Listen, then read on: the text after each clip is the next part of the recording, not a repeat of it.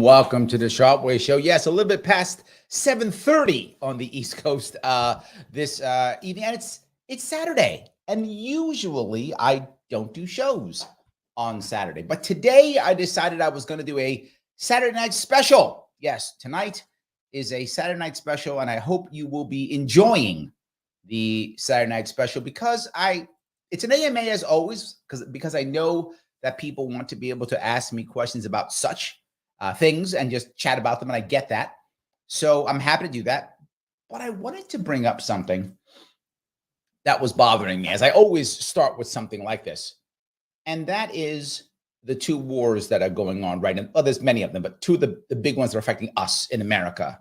The war in Ukraine, which has been raging for now more than a year, 2 years now. It's about, I don't know exactly, it's in that area. And now the most recent one that's basically started about a month ago in Israel/Gaza. So immediately when that happens, people want to jump on the sides and say who's right, and almost always I do the same thing. Why are we doing this? This is terrible. No one should be fighting. I hate it. That's what I usually do. And usually people say I'm the bad guy because I don't pick a side, right? I rarely do.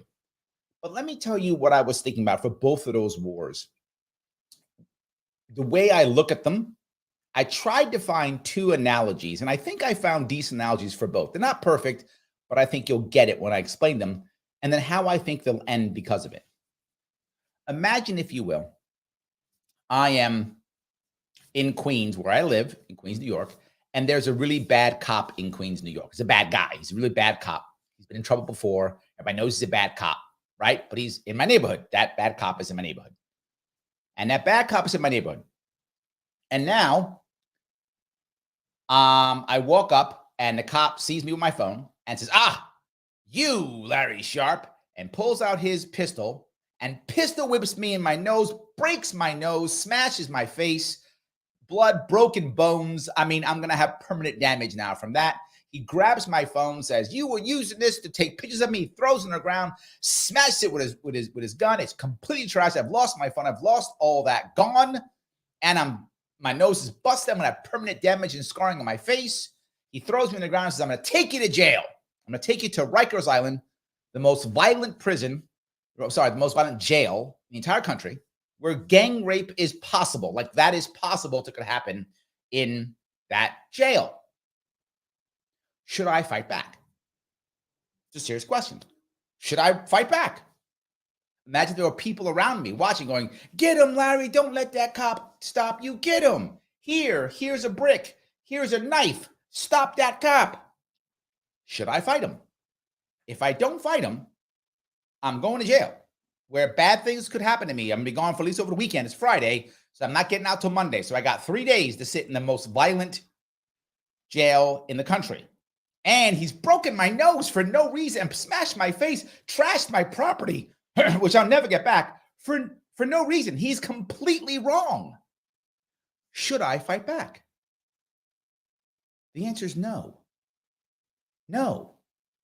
I should take the ass whooping I just got, lose my phone, go to jail for 3 days, hope that I can survive and nothing bad happens to me in those 3 days that I can't get over, and then deal with those issues when I get out of jail the next week. That's what I should do. Even though the cop is 100% wrong, and I shouldn't. What the hell was I doing? In this case, I shouldn't. Even if people around me going, go get him, Larry. Here, throw a knife at me. Here, stab him, whatever. If I fight back, I'm not going to beat the cop. And if I do beat the cop, his other cop's going to come get me. No matter what, I'm getting hurt worse. I'm getting beaten worse, if not killed. They might just shoot me dead. Now I'm surely going to go to prison for fighting a cop and resisting arrest, where if I didn't do that, I might have got out and never gone back. But now I'm surely screwed. I am worse off if I fight that cop. Even though the cop is wrong in every way, I am worse off if I fight the cop. But Larry, it's not fair. You broke your face, smashed your property. put you in jeopardy, your life jeopardy for 3 days in a violent jail. Yes. Yes, but I guess I'm screwed. There's no way around. That's what happened to me. That is how I always saw Ukraine and Russia. Always. And people think, well, that means you're pro-Russia. In this case, am I pro-bad cop? No. I'm just accepting reality. No one's going to beat up Russia and end them. It's not going to happen. Ukraine was unlucky. I was unlucky. I live in Queens. Ukraine's unlucky. It lives in Eastern Europe. It's the same way I looked at it. It's the same way. Regardless of, Russia clearly should not have invaded Ukraine. Obviously, yes, of course. But people will get mad at me and say, oh, you're pro-Putin, you're pro-Russia. No. I'm pro, don't make shit worse than it was going to be. That's what I'm pro. Don't make it worse than it's going to be. And you see it already. You see it in Ukraine already. At least, who knows actual numbers, but hundreds of thousands of dead Russians and Ukrainians. It may, when this is over, maybe 1 million when you count both sides.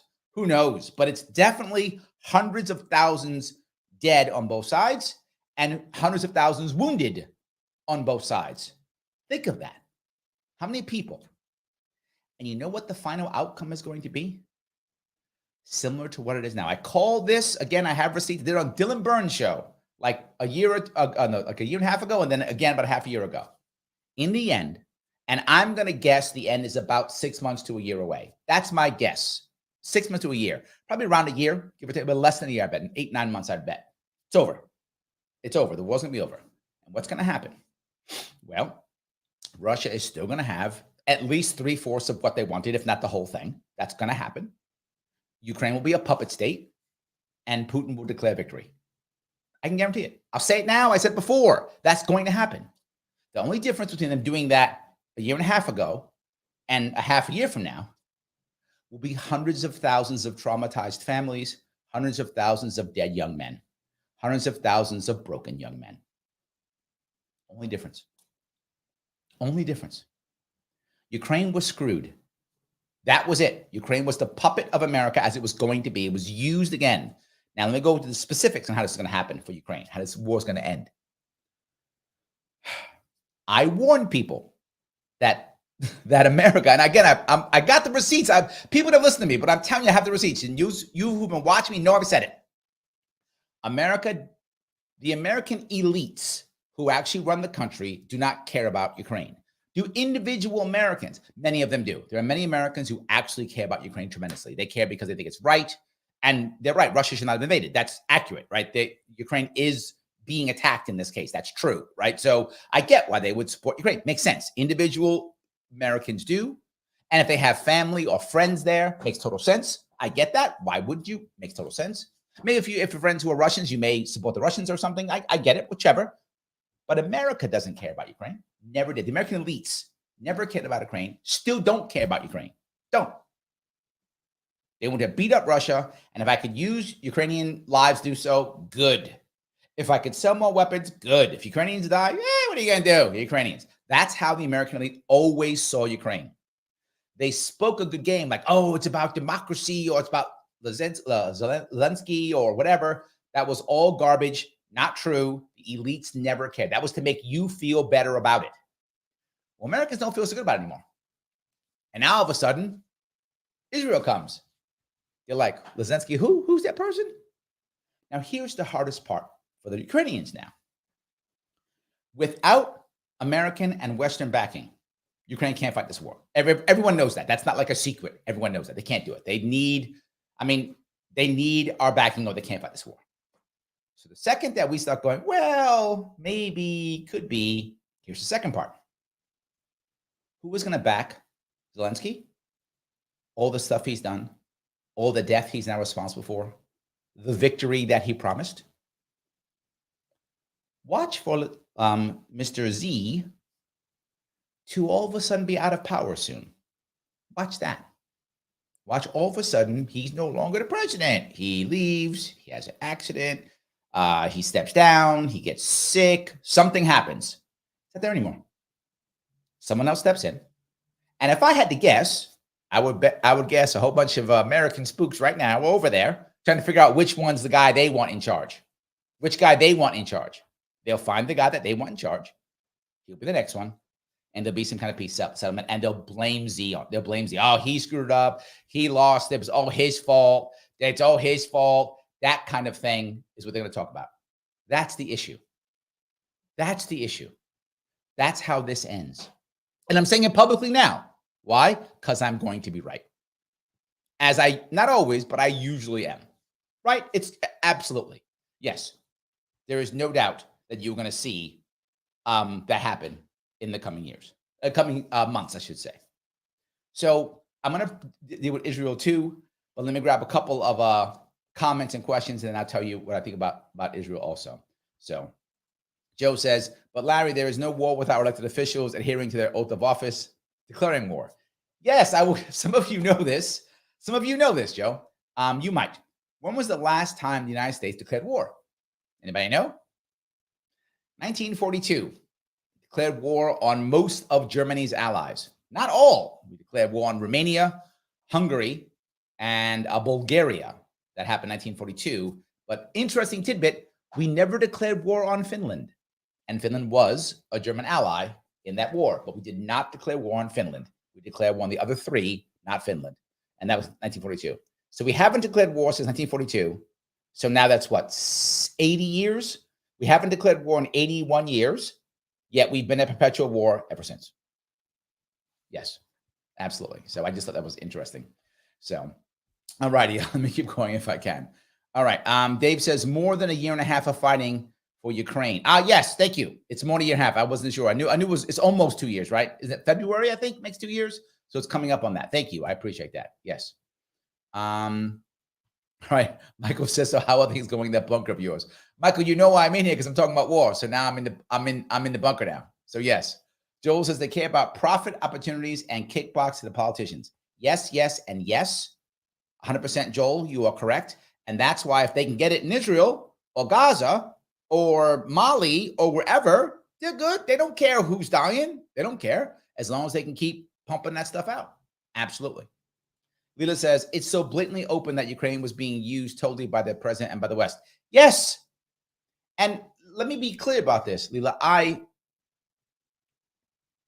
Being a Marine, I remember believing that we were always right.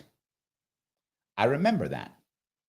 And there was a good feeling about it, right? It's when life is black and white and there's no nuance, life is actually easier, right? The whole idea that ignorance is bliss. Yeah, well, we're always right. They're always wrong. Who is they? Whoever the president tells me is they. Done. Life is easy, right? I remember feeling that way. And I'm sure that there are many Ukrainian soldiers, many Russian soldiers who just think they're doing the right thing. Believe that. I'm sure there's many of them that do, right? We seem to always go to Godwin's law here, but I'll go to World War II. There was a difference. The Americans should have treated German soldiers differently. They treated the average German soldier, who was part of the Wehrmacht, which was the name of the German army. They took their surrenders. They took them into custody. They didn't treat them as that poorly at all. They treated them as soldiers. But the SS, there was a lot of problems with the SS because the SS were the fanatics. Those are the people who are, those are the Hitler guys, right? So those people, they wouldn't take prisoners. They would actually just shoot them, right? They would just shoot them because they thought, no, that's the bad guy. Regular German soldier, he's probably like me, gets drafted, doesn't know any better. The SS were all volunteers, right? But the Wehrmacht were being drafted. So they assumed they were doing the right thing for their country. That's what many soldiers believed. There's a piece of that actually in a relatively recent World War II movie. I think it was called Fury. If I'm right. Brad Pitt was in it. And they bring it up in that. I mean, it's a common thing that people who study World War II know, but that fact was brought up in that movie Fury, where they take prisoners. Oh, but he's SS, they shoot him.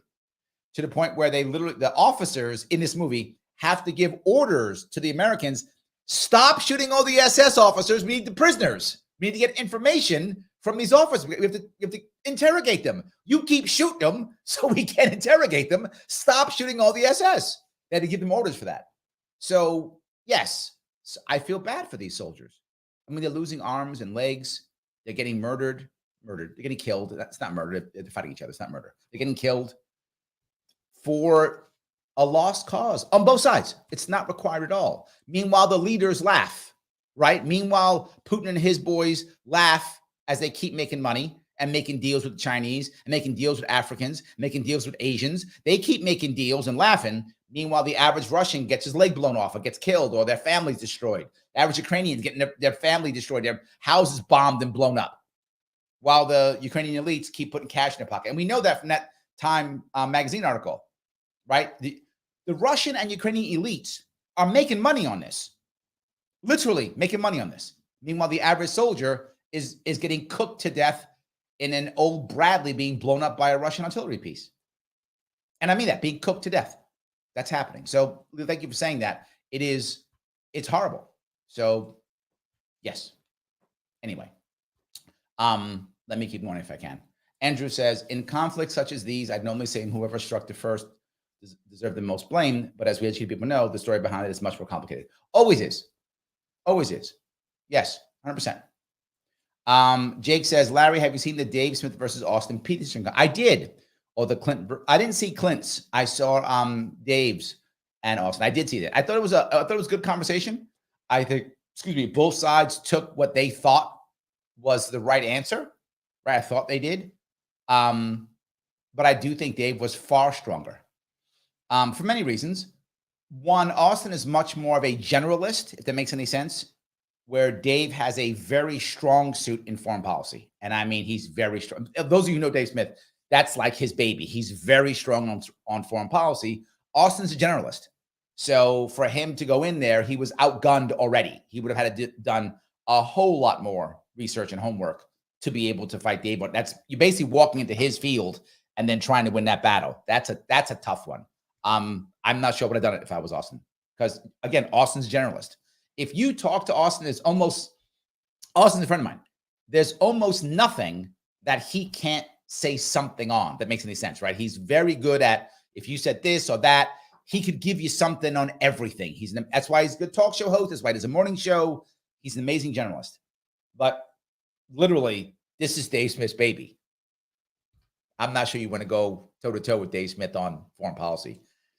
It's probably not going to go well for you. So if I ever did, I'd do a lot of homework before I went there. So I hope that answers your question. So yes. Justin says, Army is better, Larry. Okay, you need to get out. I'm kidding. I love you guys. Look, the only people I ever really tease is, I choose the Air Force a lot. I do tease the Air Force a lot. But Army's, look, to be forward, when it came to the last couple of wars for sure, the Army and Marines, we ate the same dirt. We did. We had the same dirt. We had different missions, but we ate the same dirt. So absolutely true. So, all righty. Jake goes on to say, what was your thoughts? I gave you my thoughts. Hope that was clear on my thoughts. So yeah. Justin says, we declared war on December 8th. Yes, we declared war on December 8th, and that was 1941, and that was against Japan. 1941. We never declared war on Germany. And people don't know this. I do that. I used to do this as a trivia question. I said, when did America declare war on Germany in World War II? People go, December 9th. No, we never did. Germany declared war on us. A good trivia question. So then in return, the next year in 42, we declared war against Germany's allies in Europe, which at that point were, we also declared war. We declared war with Bulgaria, Russia, and Hungary. Bulgaria, Romania, and Hungary. Again, we never declared war on Finland. So if you check your homework, you'll see that. We declared war on Japan December 8th because they attacked us. And then Germany declared war on us. And then we declared war on Germany's allies. So a little bit back and forth there. So that was good. All right. So I kind of want to go, if I could, to Israel now in Gaza.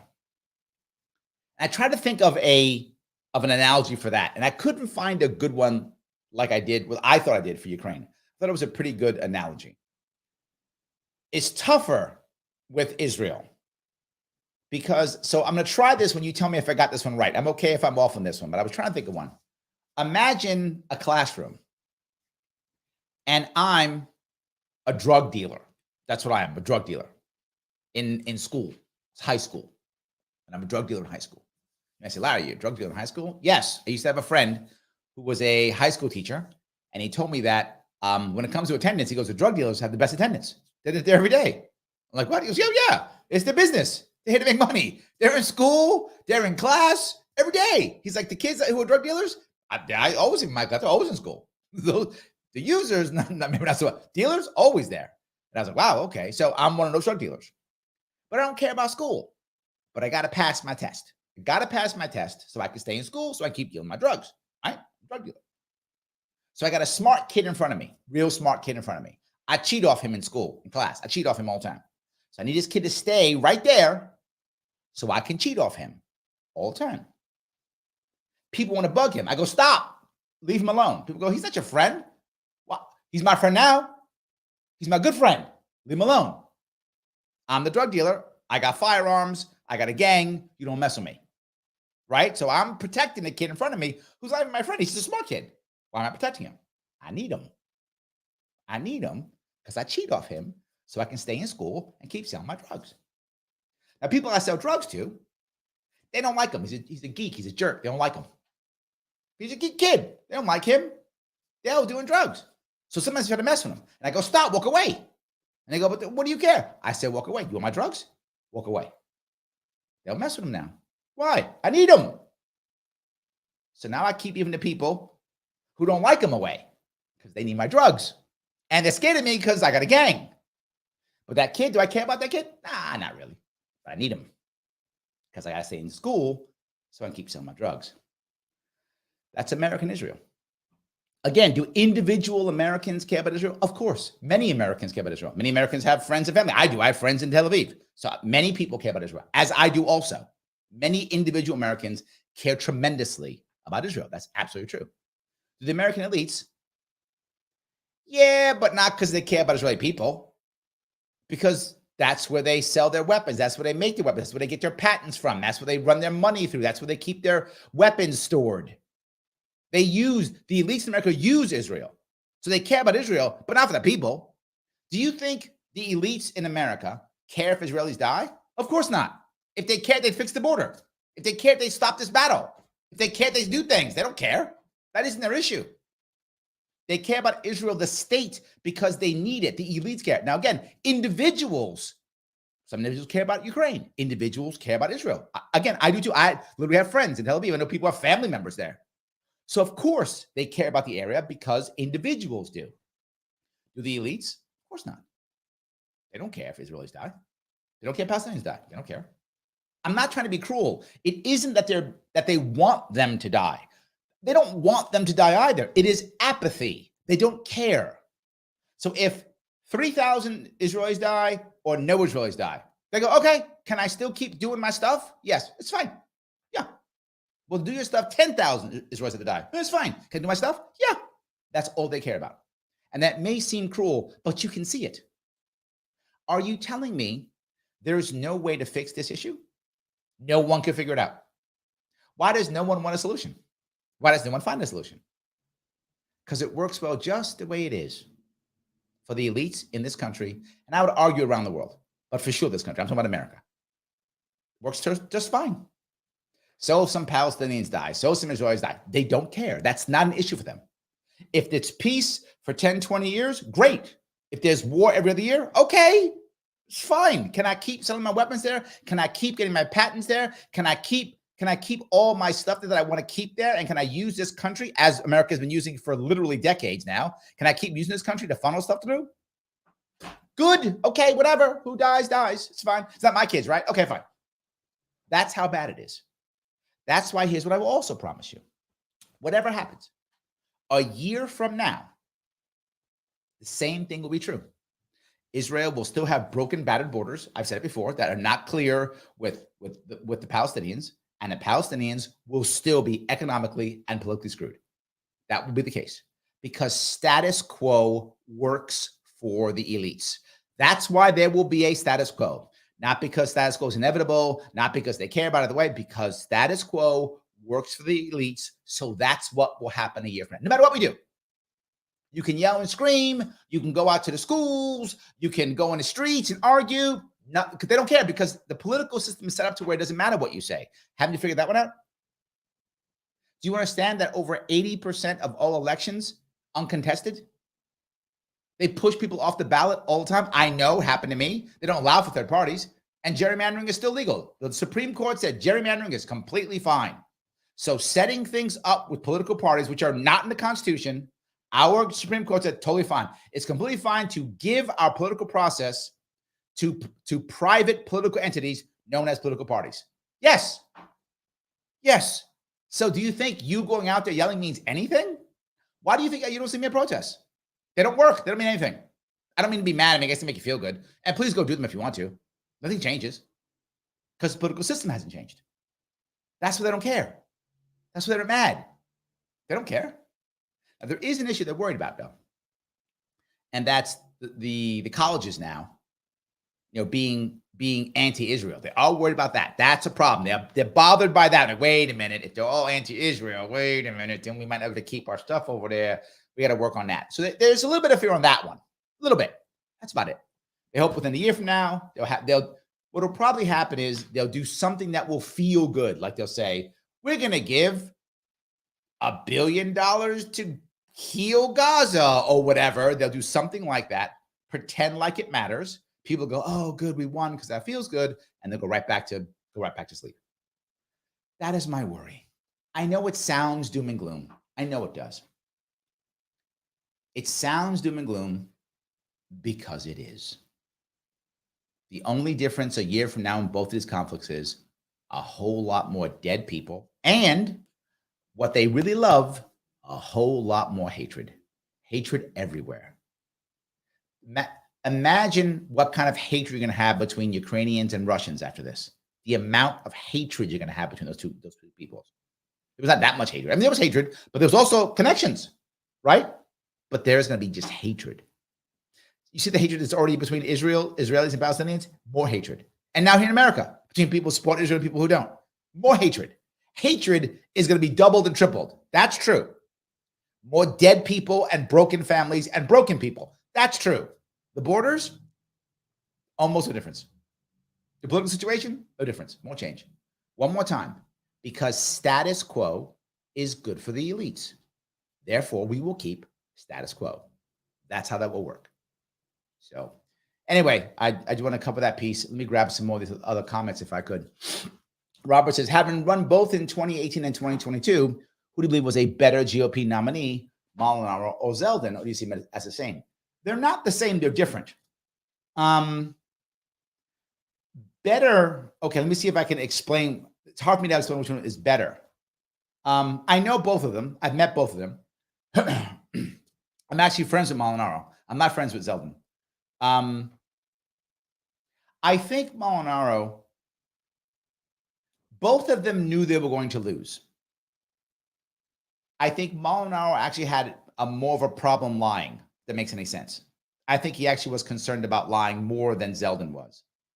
But Molinaro, I believe, and I could be wrong, but my feeling was he wanted to do something bigger, and he thought this was a stepping stone to something bigger. Now, you might say that as bad. I don't know. But I think that's what, and he did. He became a congressman. So I think that was his plan. I think he executed it. I think it worked. I think that's what he was trying to achieve. I think it worked that way. Most Republicans who run in blue areas in New York know they're not going to win. So they do it so they can make a stepping stone, right? Malinakis here in New York ran for governor mayor back in 2021. She was going to lose. She knew she was, right? But she ran, not 2021, was it? No, sorry, 2017. 2017, she ran for mayor. She knew she was going to lose. No way. But she did it so she could raise her profile, raise money. She's from Staten Island, which does have red areas, so she can then become a congressman, and that worked for her too. So often they run so they can go to Congress. That's a common thing. Zeldin didn't have that. Zeldin was worse.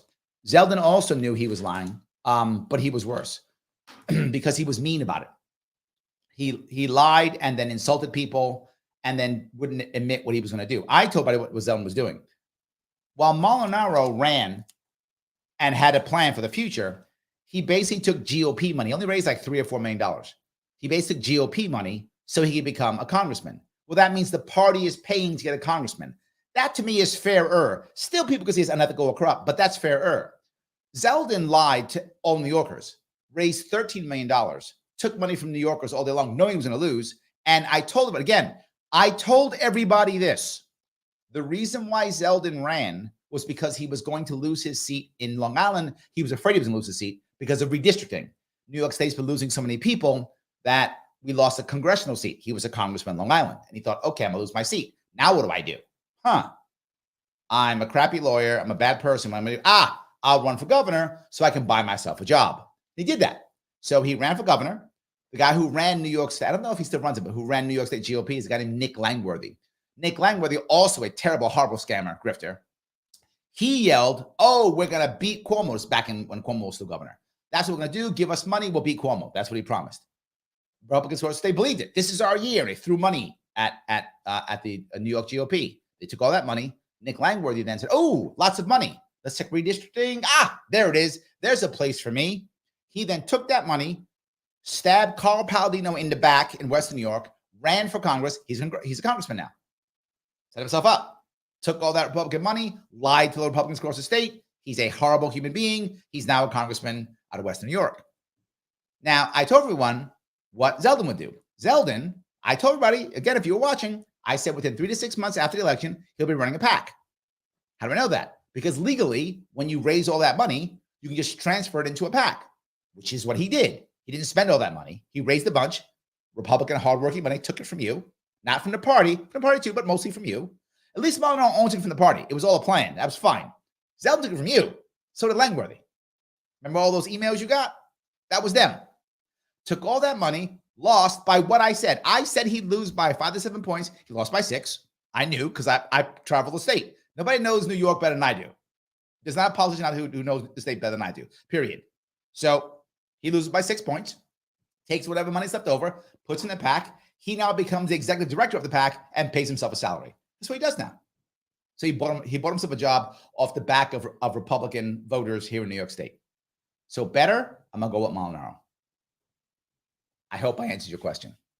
So, yes, I hope I answered your question. I'm not a Zeldin fan, in case you hadn't figured that out. I'm not a fan. So, anyway, let me keep going here if I can. All righty. Grab some of these. Let's see here. James says the only good war that was ever fought was the Monday Night War between WCW and WWE. Nicely done, James. Nicely done. Love that. That's very good. Very good. It's good. Justin says, what do you think of the Israel expansion to Gaza? That's kind of a loaded question. I don't know. Okay, you guys give me tough questions. I will try to answer it. Let me see what I can do with this.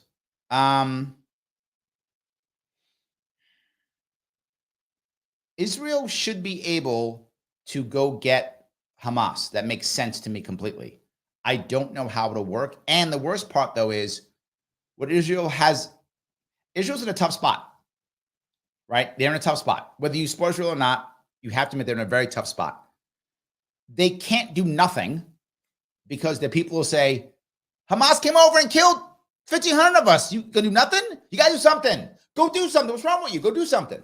So they have to do something. If they don't do enough, the people are mad. They do too much, the world's mad.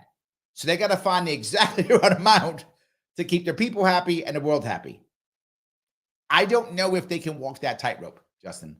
I think they either not going to do enough, people will be mad. Too much, world's mad. I don't think they can win this. I think the PR war, Hamas has already won. They've already won it. They won the PR war, right? It's a done deal. The PR war is already won. I don't know how Israel can get around this. I'm not sure. I don't know if I would. I mean, I'm not running Israel, but I don't know what I would do. There's a part of me that says go all out war, north and south, accepting the world's gonna be mad at you, or the reverse, saying don't do anything and try to find a peaceful resolution, accepting the people gonna be mad at you. But I don't know. I think we'll see. So, where am I?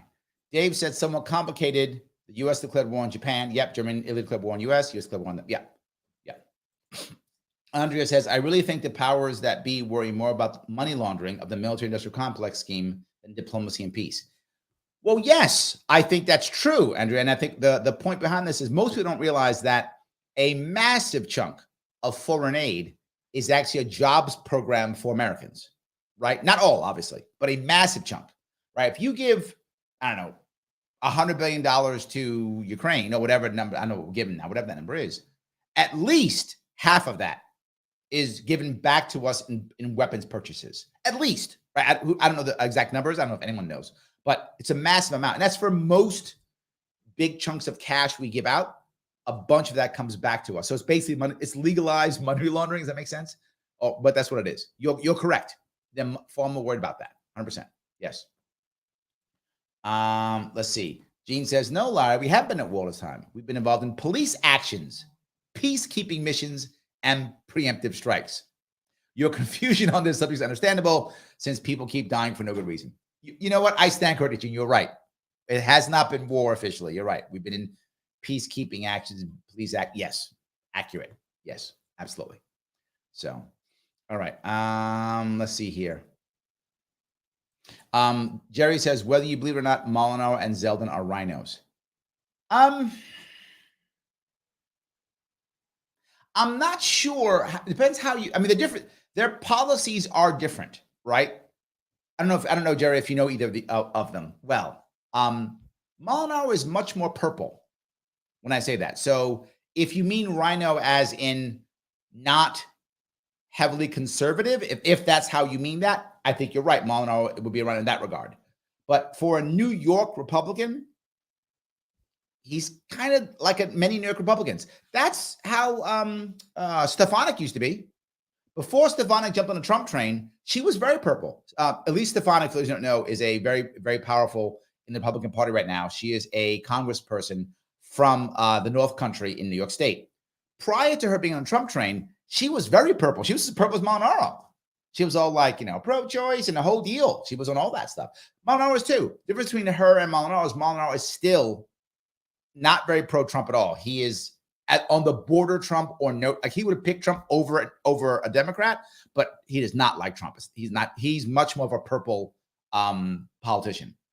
Leans left on many things, much more. Elise used to be. Now she's just gone hardcore Trump. She's like, whatever Trump says, that's who I am. So if you call that, then I would say yes. Zeldin just is authoritarian. He just yells conservative stuff. Zeldin's just conservative. He just yells, back to blue no matter what, more cops, more money, more state, bomb people, I guess. I don't know. Does he have any policies? He literally picked a cop for his Senate governor. He's just a hardcore conservative. Or at least, I'm sorry, he talks that way. I don't know if he actually is or not. He talks hardcore conservative. So I'm not really sure. I don't know if he has any actual. He hardly ever showed up in his district. He doesn't vote. He didn't vote half the time when he didn't even vote against the SAFE Act. So yeah, you're right. He's a rhino. Yep. Jerry, you win. They're both rhinos. Yes. Yeah. I had to walk through it. You walked me through it, but you are right. They're both rhinos. Correct. Okay. So yes. Dave says Republicans grift because that's what they know how to do. Yes, and the system rewards them. Yes, the system rewards them. Andrew asks, in regards to the 2024 presidential election, do you see the big three, Michigan, Pennsylvania, Wisconsin, remaining tilt blue, or do you see one with a chance to flip back to red? I definitely think that all three could flip red. I think this is really up in the air right now. I really do. The economy is teetering. If the economy trashes, they'll flip red. If the economy is doing well, I think they'll stay blue. I think the economy will decide it. Are people in those states feeling like, yeah, this Bidenomics thing is working? If they believe that, I think they stay blue. If they don't believe that, I think they stay red. And I think the economy right now is just there. And they're not sure. If there's a big uptick next year, or a bunch of jobs get built, or this CHIPS Act thing works. I don't think it's gonna, but maybe I'm wrong and it does work. And all of a sudden they build a couple of chip factories out there and people start working. I think it'll stay blue. If it doesn't, I think it'll go red. My gut says this is really about the economy. That's what I feel. So yes. And then Michael goes on to say, yet our country's at the brink of financial collapse. The question's when? Does it happen in 2025 or in 2024? That's what I think, All right, Jericho says, I think a response by Israel is warranted, but an appropriate response, not indiscriminately bombing. Seems like they could do a SEAL special force mission that will prevent civilian deaths. Yes and no, right? Again, Israel's in a tough spot here. It's a tough spot for them to be in. Why do I say this? let's say they do what you say, Joe. We're going to send, special forces in. You know how many casualties you're going to take in those special forces? You're going to send those troops into booby-trapped, defended, underground bunkers. You're going to have a whole lot of dead special forces. A lot. And one thing Israel is not good at, and a lot of people know who support Israel. Oh, they're great, they're great, they're great. Israel is not about casualties. They're just not. It's a fact. I'm not trying to be mean. It's a fact. They're not. Israelis do not like taking casualties. That's not a thing they like. That's why they bomb all the time, because they don't want to take casualties.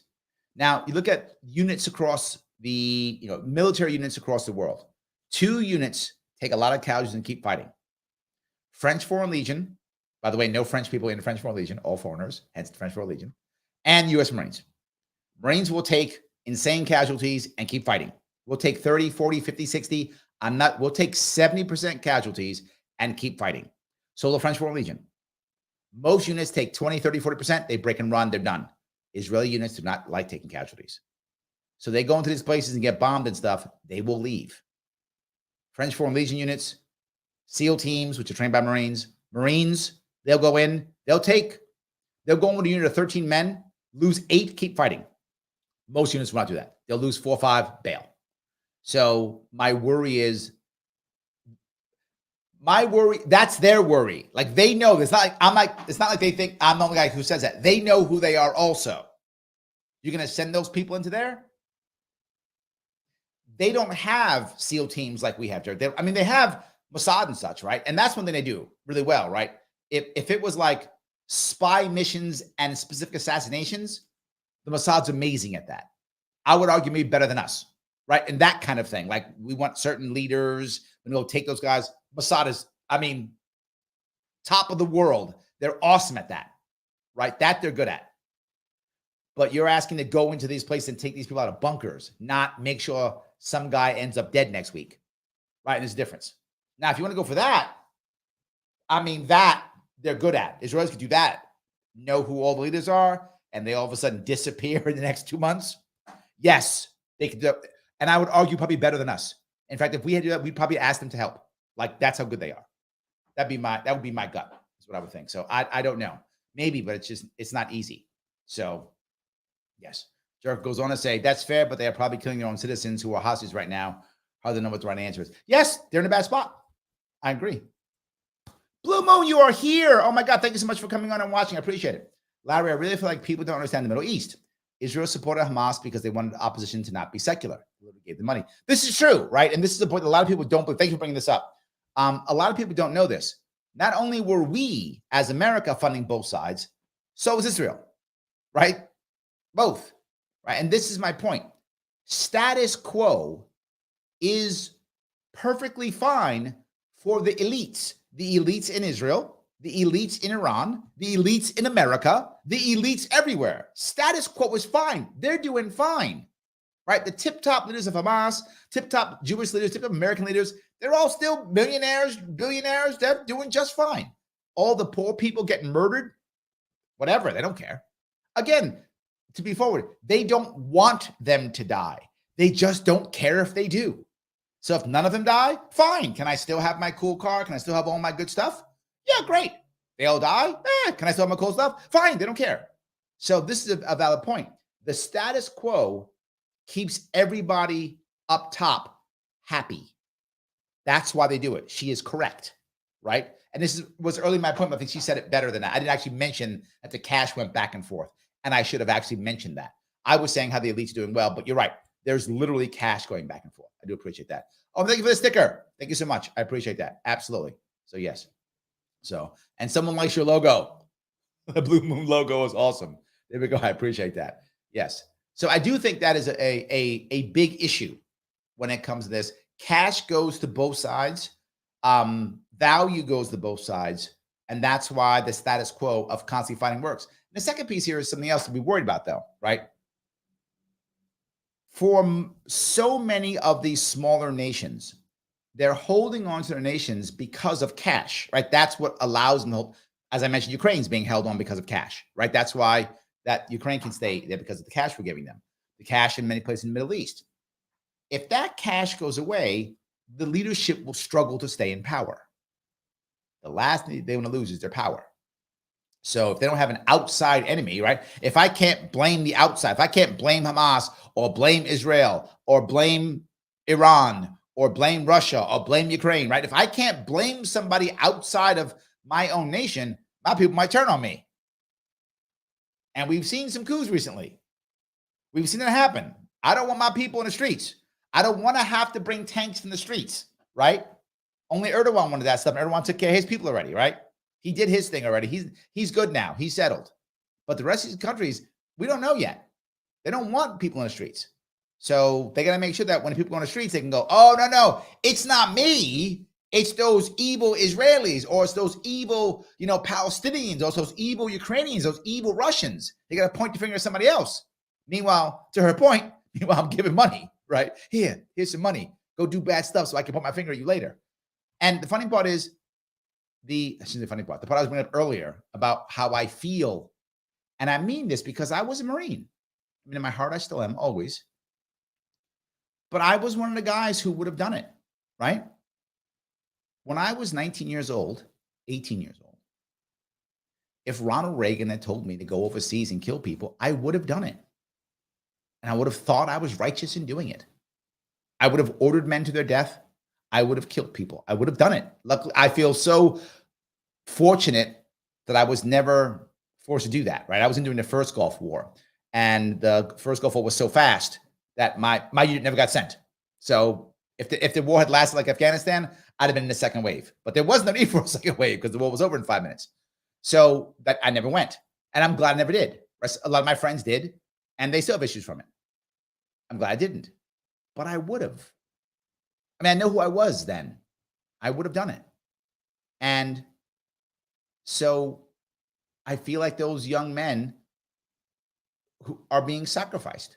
And to your point earlier, Jericho, does Israel want to come back with a massive casualty list? No. Now, as the Hamas fighters aren't elite units, obviously. They're very much ragtag units. But because many of them are fanatical, not all, but many of them are fanatical, they will fight with insane casualties. So if that, cell has 4 or 5 people in it, they'll take 3, 4, 5 casualties, and the last guy will keep fighting. With Israelis will back off. The Israelis will retreat. That guy will keep fighting. He's fanatical. Doesn't care. He fights to the death. He already knows he's dead. He figures to take as many of you guys out as I possibly can. I'm out. I'm already done. When you're fighting against that type of enemy, and Marines have fought against those types of enemy from as early as World War II and the Japanese until Afghanistan and Iraq, Marines fight those types of enemies. That's why you put Marines against them. That's why in all those city battles, who went in there? Who was front line? Marines. Because they know that the enemy will take heavy casualties and keep fighting. So you need to have Marines who will go in there, take heavy casualties, and keep fighting, right? That's what you need. That's why you send Marines to the front. And the Army comes in later and kind of mops up. But you Army guys do well. Teasing you. But yes, but that point is still important. I just want you guys to understand. That's why I don't think they're doing it, Jericho. I get why they wouldn't do it. Most people, and this is not an attack on Israelis, to be forward with you. It's not. It's just most units just won't do it. They just won't, right? And it's one of the reasons why the Israelis pulled out of Lebanon, because the people who are fighting Lebanese, the Hezbollah, was fighting through casualties. They were just staying there. They were holding their ground. Even though the Israelis outgunned them, even though the Israelis out-everything them. They stayed and fought. The Israelis were like, I'm not taking these casualties. I'm not doing it. And they backed off and said, okay, we're out. They declared victory and walked away. If you remember, that's what happened. It was 80, 82, 83? I forgot. In that area, it was 80s when they fought in Lebanon. I forgot what year. I think 82. Any case, they fought that war and they were like, we've declared victory and we're leaving. And they were like, that wasn't a victory. That was not a victory. So any case, I hope I covered those issues. The long and short of this, which will make people angry, is that a year from now, we will still be angry at each other for the stances that we took today. The anger will stay, and it shouldn't. We're falling for it, and we shouldn't. What we should be having is more conversations. Conversations just like Blue Moon Red Wine brought up. Right? And I bet other people didn't know that, right? And I knew it, and I assumed people knew it. So I'm glad she brought it up because I just assumed it. And now I'm thinking about it. People probably don't know that. So I probably should have said it. So I'm glad she brought it up. I could say it. Most people don't know that. They think, oh, we only support one side and they're the good side and the other side is the bad side. So if you ask a person on the street, they'd probably say that, right? They would assume that to be true. It's not. We support the status quo. If people die, they die. They don't die, they don't die. It does not matter for the status quo. Guys, if you like what we're talking about here, do me a favor, click that like button. I should have asked you earlier and I didn't. So if you're watching now, please click it. It does matter. Every single time you click it, it matters. Click it now. Just click that like button. If you hate me, I don't care. Click it just to anger. Click it hard. Don't teach me. Right? If you're watching on Twitter, please retweet this. Every retweet matters.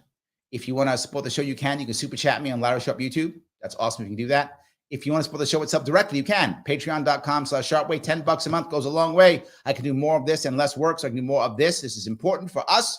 And of course, you can support my attempt to get on the ballot to break this system, which is what I keep talking about. To fix the system, you can do that at LarrySharpe.com/ballot-access. All of these things are at the link on both Facebook and on YouTube. The more you can support, the better. Yes. Blue Moon goes on to say, Larry, I'm literally one of the few that have gone to the Arab world peacefully, Egypt and Kuwait. There was 5 times as a civilian, not military. I was never discriminated nor forced to convert. You know, this is an important piece that you bring up. Most people cannot see a difference between the average person on the street and governments.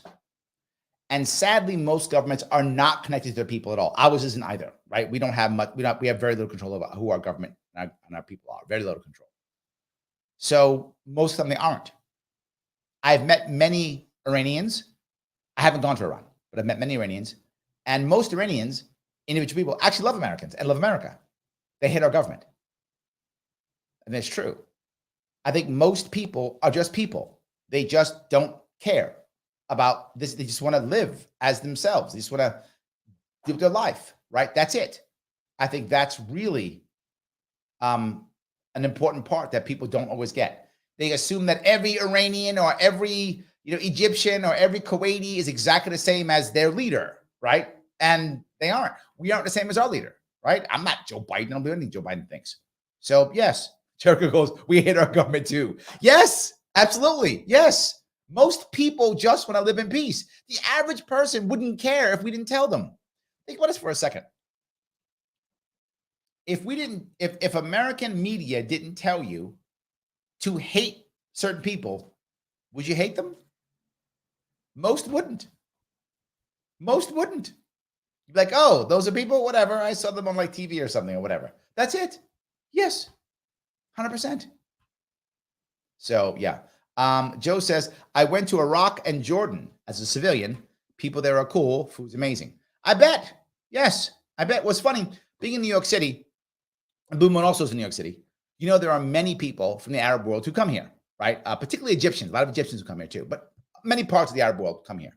But and I've spoken to many of them, not recently, but I think in the last probably 15 years, there were many Egyptians who used to be running food trucks and oh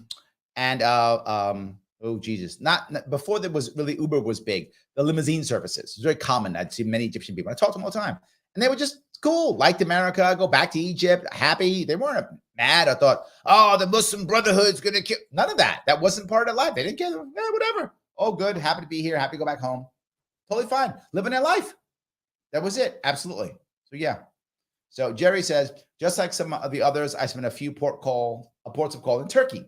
No issue with locals. They loved us. Yeah. I think the average Turk doesn't go, oh, America. They don't care.